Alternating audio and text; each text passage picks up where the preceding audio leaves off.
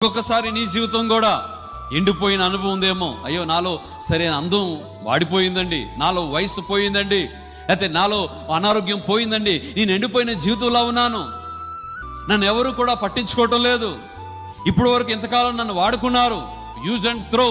చూడండి, ఒక కప్పును ఈరోజు ఒక టీ తాగుతున్నాం, టీ తాగే కప్పును చాలా మంది ఏం చేస్తారు, తాగి దాన్ని ఏం చేస్తారు, నలిపి పక్కనే డస్ట్బిన్లో పడేస్తారు.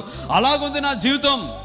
ఇంతకాలం నా జీవితం అనేక రకాలుగా వాడుకొని యూజ్ అండ్ త్రో అనగా వాడుకొని విడిచిపెడుతున్నటువంటి అనుభవాల్లో నేను ఉన్నాను.